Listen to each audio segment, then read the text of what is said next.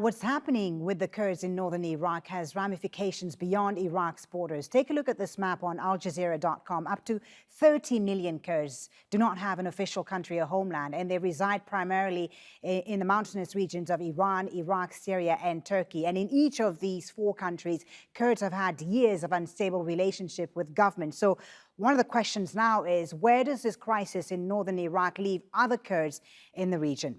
Well, let's bring in Peter Galbraith now, who's a former U.S. diplomat and author, who's also an advisor to the Kurdish regional government. He joins us on the News Grid from New York. Thank you very much for your time, sir.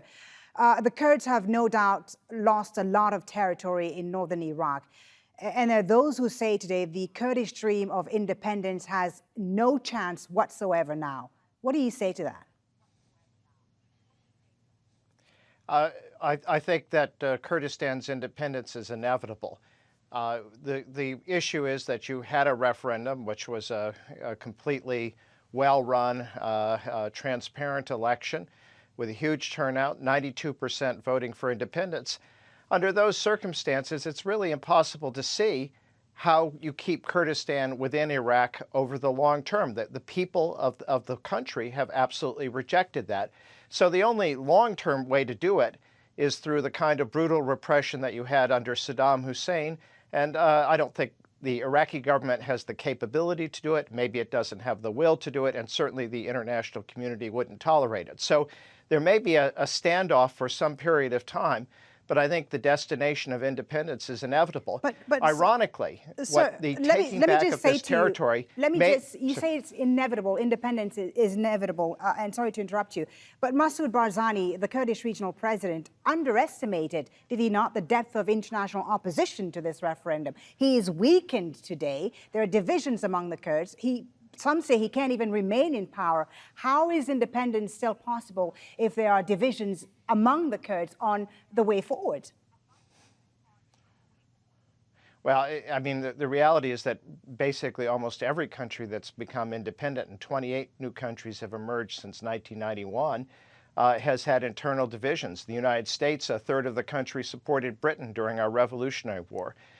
So that compared to that, the Kurds are, in fact, relatively united. And the other point I was going to make is that what's happened by losing this territory is that... Can we talk about unity when there are accusations amongst themselves about what happened in these last 48 hours? And there's a blame game going on right now about what led to this current crisis. Well, for sure. And there was a faction of one of the parties that basically cooperated with the Iranians, who were the masterminds of this attack on Kirkuk, to arrange for the Peshmerga to withdraw. When I spoke of unity, I didn't mean of the unity of the leadership. I meant the unity of the population in desiring independence. Other societies that have become independent have tended to be more divided with a segment that doesn't want independence. That doesn't exist in Kurdistan. The other point, if I can come back to it, is that the loss of territory, while it's a huge blow to Kurdistan and economically to lose the Kirkuk oil fields, it also simplifies the situation because the territory that is now the Kurdistan region is defined as the Kurdistan region. It is territory with basically no population, no Arab populations, no populations that don't want independence. Right. And that makes it much simpler. And, you know, small states tend to do better than big states in a lot of parts of the world. Right. I want to talk to you about the regional and international reaction now. And I have a comment here from one of our viewers, our regular viewers on the News Grid, Mahmoudur, who says the Kurds are waiting for international support. Where is the U.S. in all this? Of course, they back both sides in this crisis. Why have we seen so little international support? And also, we've heard accusations in the last 48 hours that Iran and the regional countries, Iran and other countries, Turkey notably, perhaps played a role in this crisis and in the loss of territory that the Kurds have seen in northern Iraq. What is your view on that? Well, certainly the Kurds are extremely disappointed in the United States.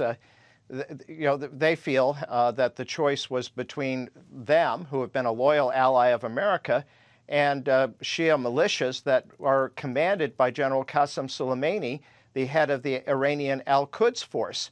And in fact, while the U.S. has not provided M1 tanks and weapons of that kind to the Kurdish fighters, the Peshmerga, the Trump administration, President Trump, has permitted the Iranian-commanded forces, including a couple of units headed by people we identify as terrorists, to use American tanks and other high-tech weapons to attack the Kurds. So, yeah, there's a lot of bitterness, a lot of disappointment that the United States should be forgetting its friends and siding with people who are not pro-American.